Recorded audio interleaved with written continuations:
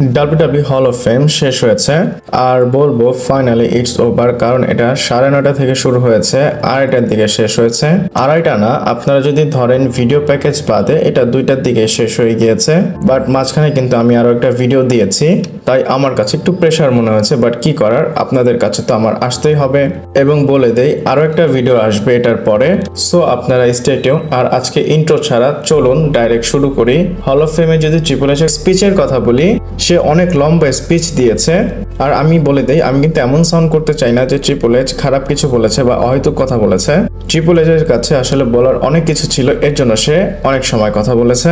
আর যারা লাইভ দেখেছেন তারা তো বুঝতেই পেরেছেন, আসলে শোনার মতো একটা স্পিচ ছিল। আর হ্যাঁ, যদি সকাল 6টা ওঠেন তাহলে তো আপনার এই পর্যন্ত ঘুম চলেই আসবে। এবং সত্য বলতে বুকার্টি ঘুমাচ্ছিল, জেউসও ঘুমাচ্ছিল। আর আমরা এই ঘুম বাদ দিয়ে চলুন স্পিচের কথা বলি। এবং আমি কিন্তু মেইন পার্টগুলো আপনাদের বলতেছি। ট্রিপল এইচ তার স্পিচে মাইকেল হেলকে মেনশন করেছিল, আর অ্যান্ডারসনকে মেনশন করেছিল, ডাস্টি রোজকে মেনশন করেছিল, এবং মেজর অনেক বড় বড় নেমকে সে মেনশন করেছে। এবং সে বলেছে যে এরা সবাই আমাকে হেল্প করেছে। আর সত্য বলতে হল অফ ফেমের মানেই তো এটা যে আপনি আপনার পুরনো বন্ধুদের মনে করবেন। এবং হল অফ ফেমে সবাই তাদের পুরনো কথা মেনশন করে, ট্রিপল এইচও সেটা করেছে। এইখানে কোডি রোজ অনেক বেশি ইমোশনাল ছিল, ইভেন স্টেফিনি মিকম্যানও সেখানে ছিল, সে অনেক ইমোশনাল হয়ে গিয়েছে। লিন্ডা মিকম্যান ছিল ভেন্স মিকম্যানের ওয়াইফ, তারপর নিক খান ছিল, এবং ট্রিপল এইচের 3টা মেয়েই এখানে প্রেজেন্ট ছিল। আর আপনারা যারা জানেন না বলে দেয়, ট্রিপল এইচের শুধু 3টাই মেয়ে, তার কোনো ছেলে নেই। এবং সে অনেক কথা বলার পর এন্ডে আসে এবং সে এখানে ভেন্স মিকম্যানের কথা বলে। আর এই কথাটা কিন্তু হেডলাইন তৈরি করতেছে।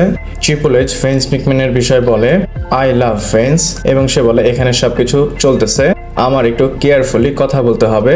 But the fact is Vince McMahon খুব ভালো একটা বন্ধু আমার, এবং সে আমাকে অনেক বেশি হেল্প করেছে। এবং এটা একটা ফ্যাক্ট যে তাকে ছাড়া আমরা কখনো এইখানে হতামই না। আর আজকে আমরা যেটা করতেছি এটা ভেন্সকে ছাড়া কখনোই কমপ্লিট হতো না, মানে ভেন্স না থাকলে কখনো এটা হতো না। এটা তো আপনারা সবাই জানেন। তো ট্রিপল এইচও সেম জিনিসটা বলে। ট্রিপল এইচ বলে, I love Vince and he is the father figure to me and he is my father in ল।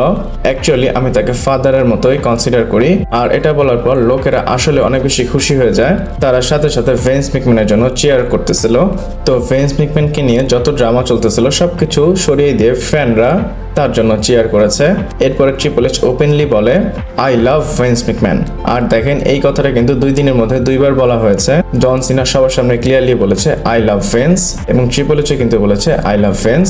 আর এটা শোনার পরে স্টেফিনি মিকম্যান অনেক বেশি খুশি হয়ে যায় এবং সে অনেক বেশি ইমোশনাল হয়ে যায়। বাট যদি লিন্ডা মিকম্যানের কথা বলি, তার ফেসে কিন্তু অত বেশি ভালো এক্সপ্রেশন ছিল না তার স্বামীর কথাটা শুনে। বাট স্টেফিনি মিকম্যান, তার মেয়ে, সে অনেক বেশি খুশি হয়ে যায়। তো এইভাবে ভেন্স মিকম্যানকে শাউট আউট দিয়েছে ট্রিপল এইচ। সত্য বলতে আমি যখন হল অফ ফেমটা দেখতেছিলাম, আমি চিন্তা করতেছিলাম যে ভেন্স মিকম্যানের নাম কি এখানে নেওয়া হবে কিনা, কারণ এখানে শেন মিকম্যানের নাম নেওয়া হয়েছে, লিন্ডা মিকম্যানের নাম নেওয়া হয়েছে, স্টেফিনি মিকম্যানের নাম নেওয়া হয়েছে, মানে এক কথায় তাদের সবার নাম নিয়েছিল। বাট ভেন্সকে নেওয়া হয়নি, এন্ডে গিয়ে নেওয়া হয়েছে। পরে গিয়ে মনে হলো যে না, ভেন্সকে সবাই মনে রেখেছে, এর জন্য তার কথাটা মনে করে ট্রিপল এইচ বলেছে। এরপরে পল হেমেনকে ট্রিপল এইচ অ্যাপ্রিসিয়েট করে, বলে, পল হেমেন, এর আগের বছর তুমি যখন স্পিচ দিয়েছিলা আমার সৌভাগ্য হয়েছিল আমি পেছন থেকে তোমার পেছন সাইডটা দেখতে পেরেছিলাম। এরপরে ট্রিপল এইচ পল হেমেনের অনেক বেশি প্রশংসা করে, আর পল হেমেন অনেক বেশি ইমোশনাল হয়ে যায়। পল হেমেন হাতটা চড়তেছিল, মানে যেভাবে সে রোমান রিন্সের সময় করে। এবং পল হেমেন ট্রিপল এইচের কথা অনেক বেশি মনোযোগ দিয়ে শুনতেছিল। এর আগের বছর পল হেমেন একটা আইকনিক স্পিচ দিয়েছিল, আর এইবার সে আইকনিক স্পিচ শুনতেছিল। আর ট্রিপল এইচ অনেক কিছু বলেছে, আমি আপনাদের ডিটেলে না বলে কিন্তু মেইন পার্টগুলো বলতেছি। এবং আপনারা যারা এখনো ভিডিওটা দেখতেছেন আপনারা অবশ্যই কমেন্ট করে বলবেন থ্যাংক ইউ ট্রিপল এইচ।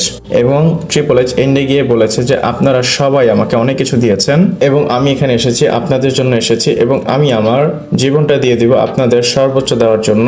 এবং ট্রিপল এইচ এভাবেই বলে যে তোমরা এমন একটা বাচ্চাকে এখানে নিয়ে এসেছো এবং এখানে বসিয়েছো যার স্বপ্ন অনেক বড় ছিল, এবং আমি আমার থেকে বেস্ট দিব। I will give my best to make you all happy.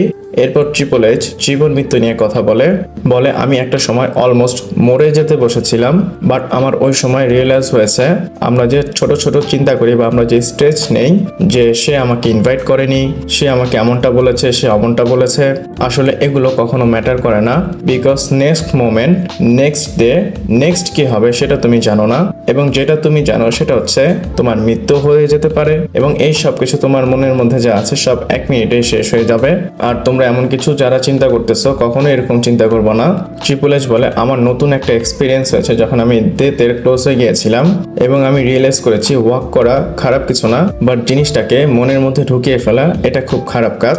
কারণ জীবনটা এটার জন্য না, জীবনটা কখন শেষ হয়ে যায় তুমি কখনোই বলতে পারবে না। এবং বলে তুমি যদি সুযোগ পাও তুমি অ্যাপ্রিসিয়েট করবা, বাট হ্যাঁ অ্যাপ্রিসিয়েট করার জন্য তোমার জাস্ট মাথাটা নিচা করতে হবে, এছাড়া তো আর কিছুই না। তুমি মাথা নিচা না করলেও তুমি জাস্ট মানুষকে অ্যাপ্রিসিয়েট করবা, মানুষের সাথে ভালো ব্যবহার করবা, এবং এই জিনিসটা ম্যাটার করে। আর আশেপাশে আমার যারা ছিল সবাই আমাকে এইভাবে অ্যাপ্রিসিয়েট করেছে, আমাকে উৎসাহ দিয়েছে, এর জন্য আমার জীবনটা পাল্টে গিয়েছে।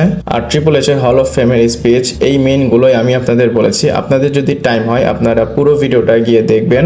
হতে পারে আমার অনেক কিছু মিস হয়ে গিয়েছে, বাট আমার তো আরো একটা প্রেডিকশন ভিডিও করতে হবে। তো ভিডিওটা আজকে এই পর্যন্ত শেষ করলাম। ভালো লাগলে অবশ্যই লাইক করবেন, শেয়ার করবেন, সাবস্ক্রাইব করে পাশে থাকবেন। পরবর্তী ভিডিওতে আবার দেখা হচ্ছে।